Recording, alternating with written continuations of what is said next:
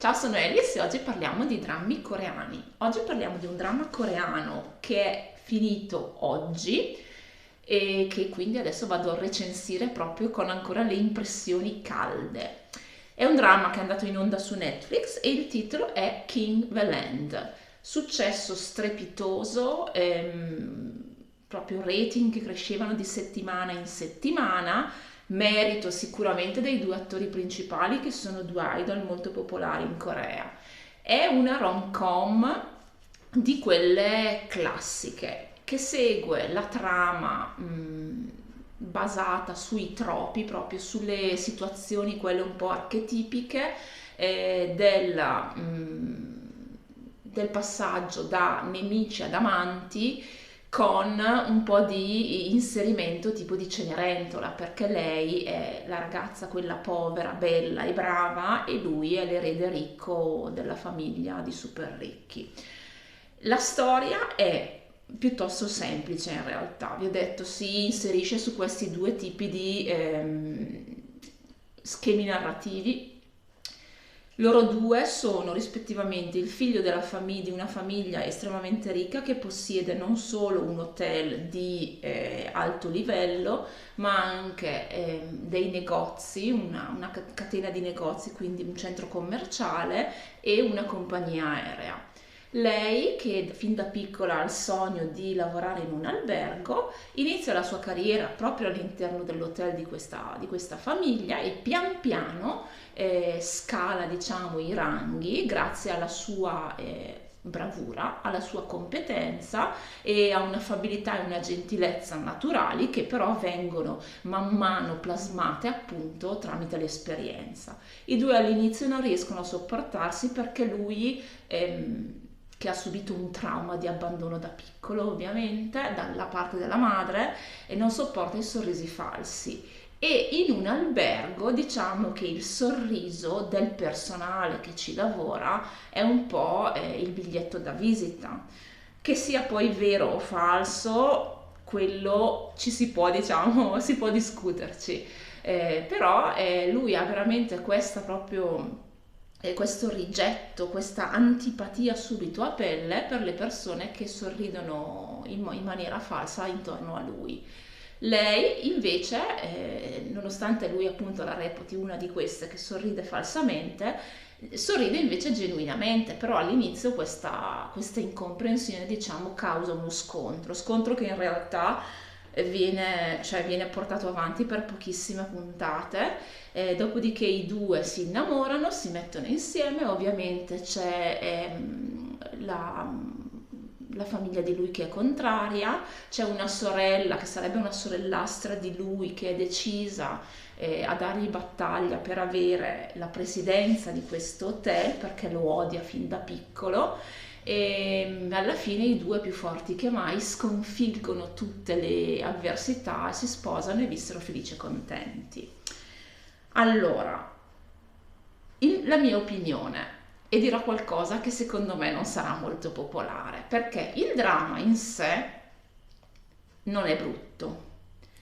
È la tipica commedia romantica che non aggiunge niente a tutte le commedie romantiche già viste in precedenza. Anzi, diciamo che sia dal punto di vista della trama che dell'interesse suscitato in me personalmente è anche piuttosto mediocre.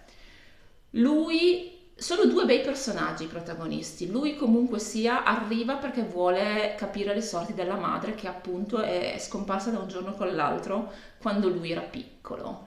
Non ha nessun interesse a inserirsi nell'attività di famiglia, non ha nessun interesse a dar battaglia alla sorella, però per un motivo che non si riesce a spiegare ogni sua decisione sembra in un certo senso rilanciare l'hotel.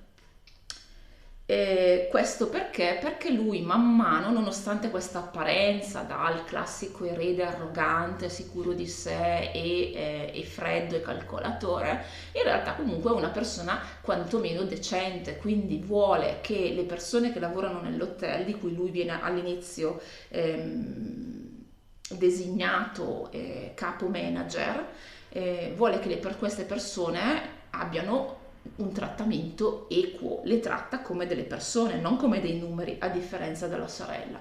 E quindi le sue scelte basate appunto sul benessere dei dipendenti riscuotono non solo successo presso i dipendenti, ma in un certo senso si traducono anche, shocking proprio, in un migliore rendimento degli stessi dipendenti. Cioè proprio una sorpresa di quelle inaspettate, che trattare bene la gente faccia tirare fuori il meglio da loro. Però vabbè.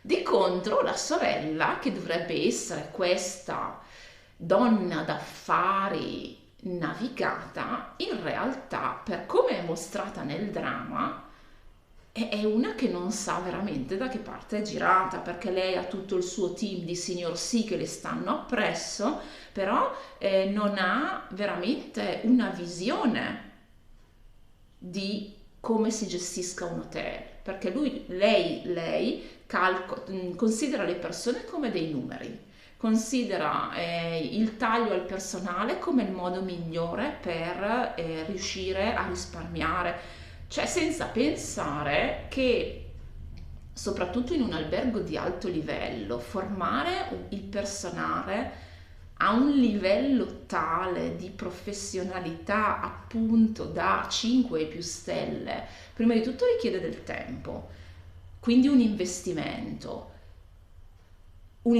anche di denaro, ma soprattutto una volta che questo personale è formato, solo un folle lo farebbe scappare, perché appunto vorrebbe dire gettare all'aria l'investimento fatto fino a quel momento. Oltretutto questo hotel, come viene fuori dalla storia, ha una storia appunto di 100 anni, e trattare male i dipendenti che ci lavorano in una catena d'hotel non lo fa durare sicuramente 100 anni.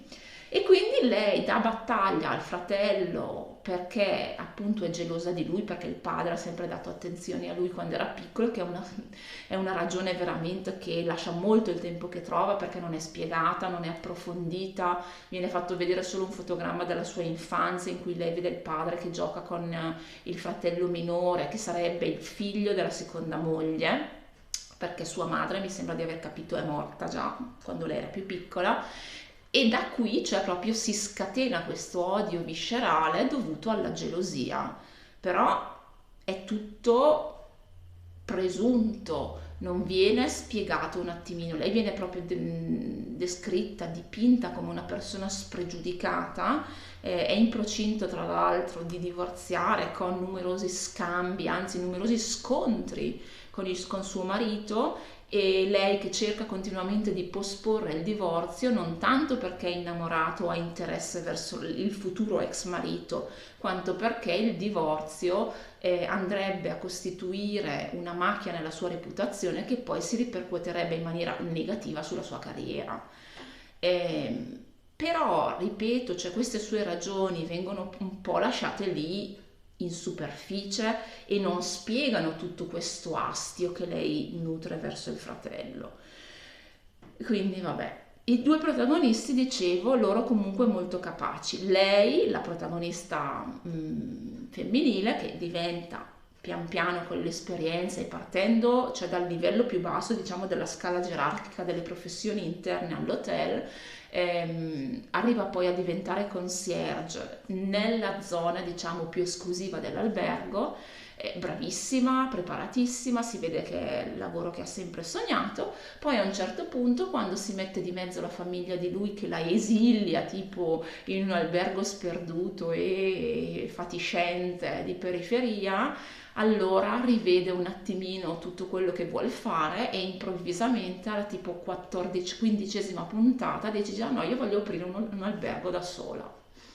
Sì, ho capito, però fare la concierge e aprire un albergo da sola non sono esattamente proprio sullo stesso piano. Cioè, sai cos'è un piano finanziario, un budget, hai un business plan per questo tuo sogno, oppure tutte queste basi che sembrano dei dettagli ma che non lo sono, ti mancano, e per amore di narrazione, di romanticismo, cioè proprio lì, e li spaziamo tutti sotto il tappeto, che tanto chi se ne frega. Viene un po' gestita così questa storia, quindi mi ha lasciato un po', mi ha lasciato tra tante altre cose un po' perplessa, quantomeno mi ha fatto alzare un po' il sopracciglio perché viene gestita con una superficialità che sembra prendere per fesso lo spettatore.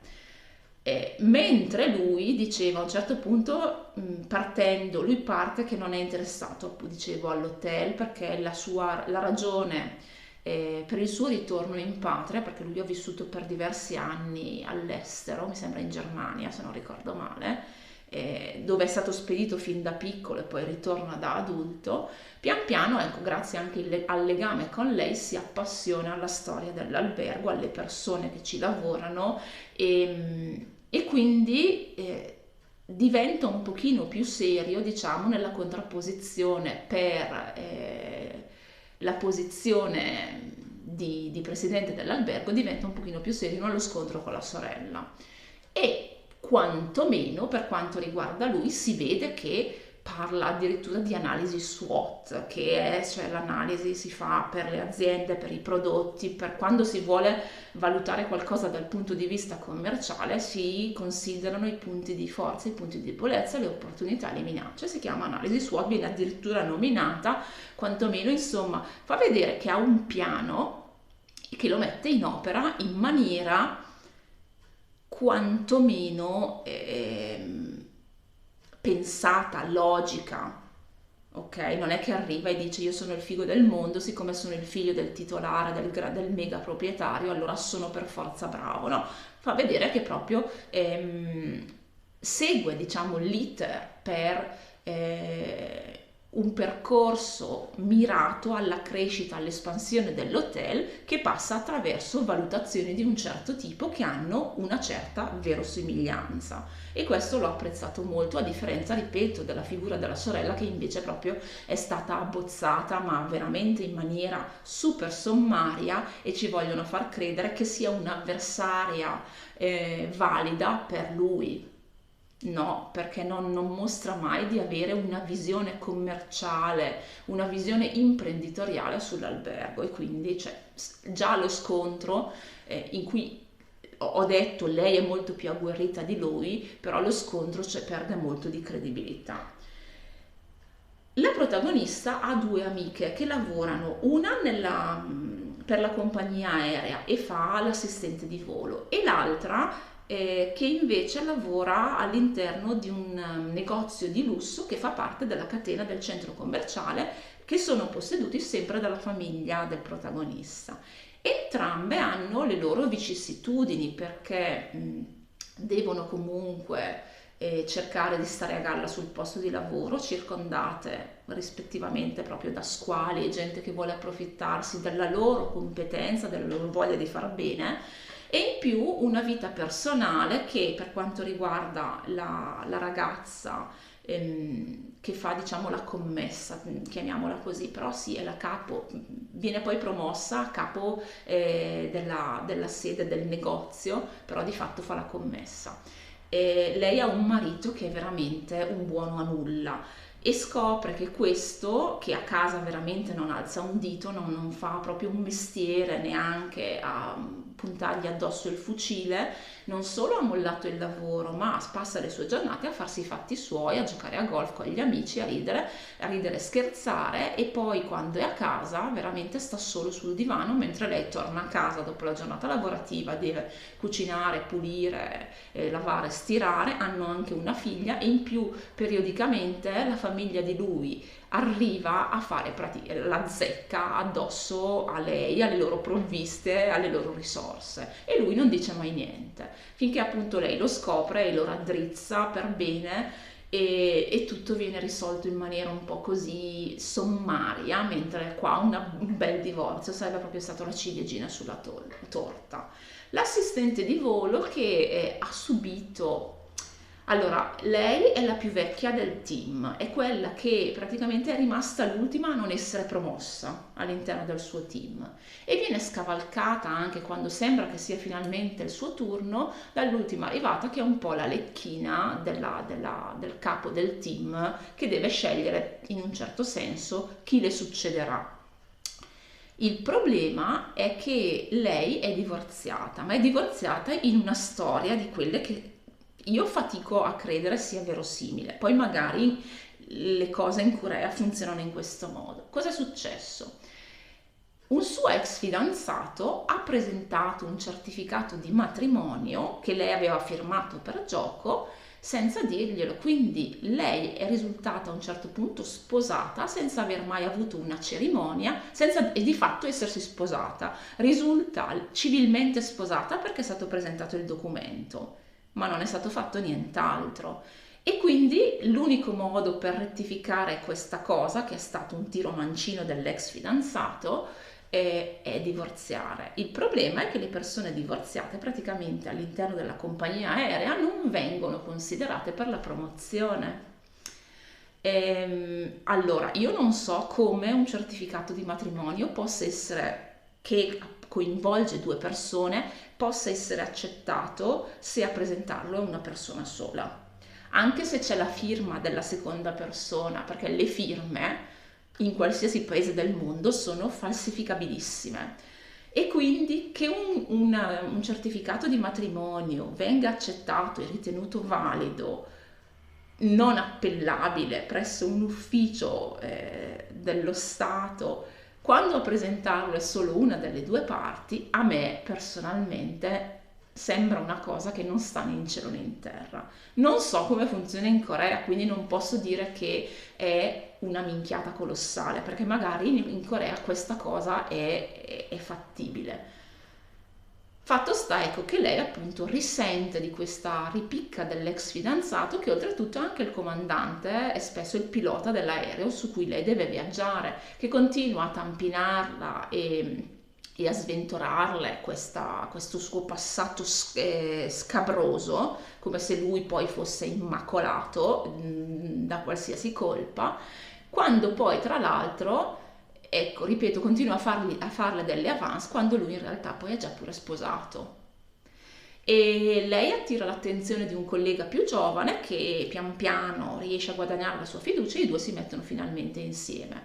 Devo dire che le storie delle due amiche sono estremamente più interessanti delle storie della coppia principale. Non perché la coppia principale non sia bella da vedere, però si sa già dove andranno a parare, si sa già che finiranno bene, è bello perché non hanno incomprensioni, non c'è la rottura inutile, anche quando la famiglia si mette contro, loro due comunque sono aperti l'uno con l'altra, sicuri di sé, sicuri dei loro sentimenti, però sono anche un po' noiosi.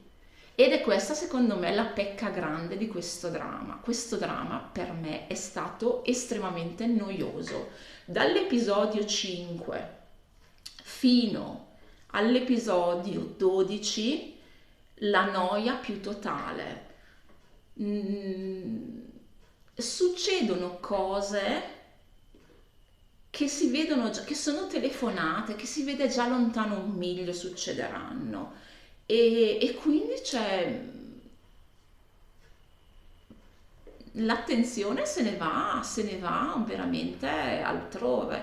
Poi c'è un piccolo guizzo di interesse tra il 12 e il 15 del momento in cui loro due sono costretti a separarsi perché il padre appunto... Allora, la sorella nella sua battaglia personale contro il fratello fa pubblicare le foto di loro due che sono fuori insieme, quindi scandalo perché l'erede della famiglia ha una storia con una dipendente, il potere, giochi di potere, Cenerentola, eccetera, eccetera. Proprio mentre lui l'ha appena scalzata dalla guida dell'hotel con un piano di espansione mondiale e di trasformazione dell'hotel da semplice hotel a catena di un certo livello diffusa in tutto il mondo.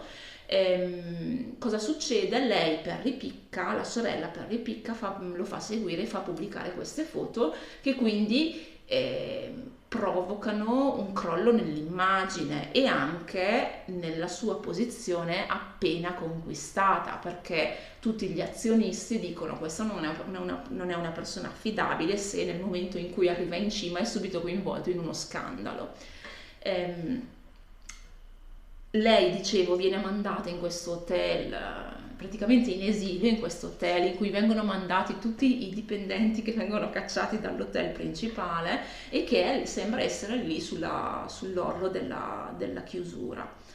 E qua ha un attimino di immersione in se stessa per cercare di capire che cosa vuole fare della sua vita, se il sogno di lavorare in hotel come l'aveva da bambina e quello che sta vivendo effettivamente corrispondano, o se venuta un po' a fare i conti con la realtà, con quello che le sta succedendo, questo sogno sia ancora valido o invece non sia cambiato.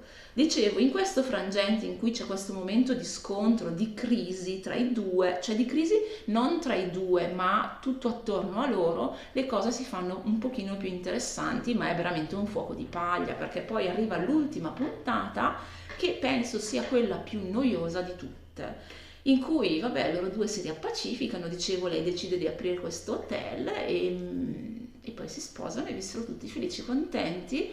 Le due amiche, ripeto, le cui vicende sono comunque estremamente molto più interessanti rispetto a quelle della coppia protagonista, hanno due scenette striminzite giusto perché non ce le si poteva dimenticare, e tutto finisce così in un lieto fine assolutamente in sapore.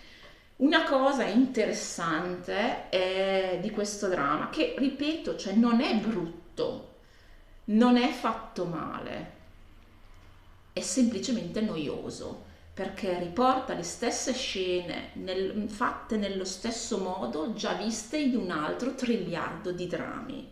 Però ci sono ogni tanto, ripeto, delle cose positive. La coppia principale ha dei dettagli positivi che vi ho già spiegato. Una cosa molto interessante è lo sguardo impietoso sul mondo del lavoro.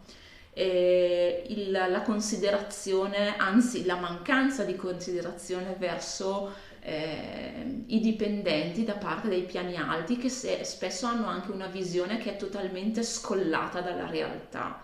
Il fatto che le persone di rango inferiore non abbiano veramente voce in capitolo e debbano sopportare i malumori, le ripicche, le gelosie di chi gli è superiore di grado. E si vede bene soprattutto nelle vicende delle due amiche. Ripeto, una a cui viene negata la promozione semplicemente perché è una divorziata e quindi le divorziate non possono passare di livello, che è una discriminazione di quelle proprio fatte e finite. E l'altra invece che quando diventa capo del team, appunto per ottimizzare, per rendere più produttiva l'unità negozio, le viene affiancata una super mega manager di grido, che però di fatto è una fannullona che sfrutta gli sforzi del team e soprattutto della team leader, che è l'amica della protagonista, per farsi bella davanti ai piani alti e poi raccogliere tutti i frutti del successo. È una visione molto impietosa, ma anche molto cruda, e sicuramente molto d'impatto. Non dipinge il mondo del lavoro, cioè proprio come The Dreamland, la terra dei sogni, la terra promessa. Fa vedere che tante persone, soprattutto nelle posizioni a contatto col pubblico, spesso sono proprio prese fra due fuochi, perché non possono sbroccare col cliente, ovviamente, perché ne va della loro professionalità, ne va anche del loro posto, ma allo stesso tempo dalla parte dei superiori viene chiesto loro uno sforzo che spesso va oltre le capacità umane o quantomeno va oltre i limiti della decenza, nel senso di quanto una persona può sopportare prima di crollare sia mentalmente che fisicamente. Ecco. E quindi questo è stato molto interessante. Però io lo so, probabilmente sarà un parere estremamente impopolare, perché come dicevo in principio in apertura di video, questo dramma ha avuto veramente un successo stratosferico. Ripeto, io lo imputo per lo più ai due protagonisti. Se ci fossero stati due emeriti sconosciuti, forse non avrebbe avuto così successo, perché la trama in sé è veramente misera. Non c'è proprio un guizzo di originalità neanche a buttarcelo dentro con una catapulta. E se io devo usare una parola per descrivere questo dramma, dico noia, noia assoluta. Peccato, peccato perché secondo me avrebbero potuto fare meglio. Ecco, l'avete visto? Ditemi se vi è piaciuto. Questa era la mia opinione personale che ovviamente non inficia le opinioni personali degli altri. Ecco. Bene, direi che mi posso fermare, vi auguro buona giornata e alla prossima. Ciao!